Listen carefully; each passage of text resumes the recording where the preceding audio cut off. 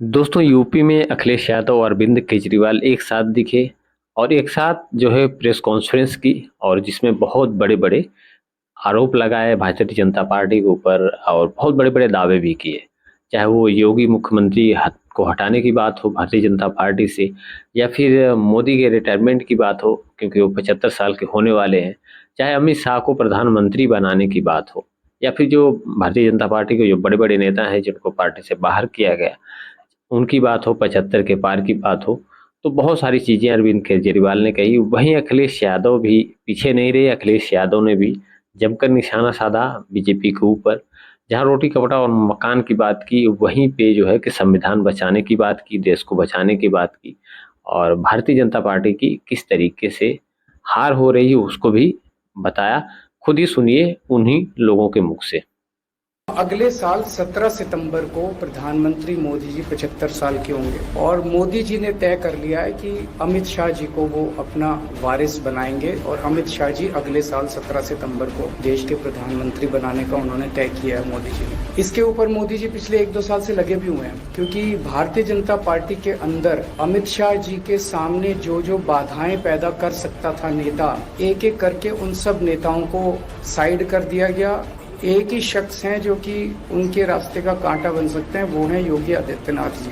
अब योगी आदित्यनाथ जी को इन्होंने हटाने का पूरा मन बना लिया है और अगर इनकी सरकार बनी तो 2 महीने के अंदर योगी जी को भी उत्तर प्रदेश के सीएम से हटा दिया जाएगा। जब मैंने कहा कि योगी आदित्यनाथ जी को 2 महीने में हटा दिया जाएगा, इस पे अभी तक भाजपा के किसी नेता की टिप्पणी नहीं आई है। 4 दिन हो गए, इसका मतलब ये तो कंफर्म करता है कि उन्होंने पूरी प्लानिंग कर ली है और उनके पक्ष में कोई बोलने के लिए तैयार नहीं है योगी आदित्यनाथ जी के। रोटी कपड़ा और मकान की तो लड़ाई हम लोग लड़ेंगे, लेकिन रोटी कपड़ा और मकान से पहले हमें संविधान बचाना है। संविधान बचेगा तो लोकतंत्र बचेगा और बाबा साहब भीमराव अम्बेडकर जी का दिया हुआ संविधान ये हमें अधिकार, हमें न्याय दिलाता है। भारतीय जनता पार्टी की इस साजिश को आम लोग समझ गए हैं और इस बार सबसे बड़ी हार भारतीय जनता पार्टी की होने वाली है।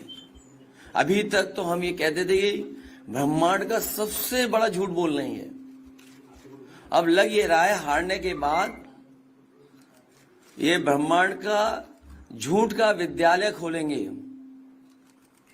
यूनिवर्सिटी खोलेंगे और वाइस चांसलर और डीन पहले से ही रिटायर होकर के वहां अपने आप नियुक्त हो जाएंगे। तो सुना दोस्तों आपने किस तरीके से अरविंद केजरीवाल अखिलेश एक साथ आया और एक साथ जो है भारतीय जनता पार्टी के ऊपर तमाम जो है कि निशाने साधे। अब देखते हैं ये जो बचे हुए चरण के चुनाव हैं उसमें इसका कितना ज़्यादा असर पड़ता है और कितना ज़्यादा यूपी में जो है कि भारतीय जनता पार्टी को इससे नुकसान होता है या अरविंद केजरीवाल जो बाहर आए हैं या यूपी में अखिलेश के साथ समर्थन में उतरे हैं उसका कितना ज़्यादा फायदा इंडिया गठबंधन को मिलता है। फिलहाल ये देखने वाली बात होगी। आज की वीडियो में इतना ही। वीडियो अच्छी लगी हो तो लाइक करिएगा, कमेंट करिएगा, शेयर और नए चैनल पे हैं तो सब्सक्राइब जरूर करिएगा। मिलते हैं नेक्स्ट वीडियो में। जय हिंद।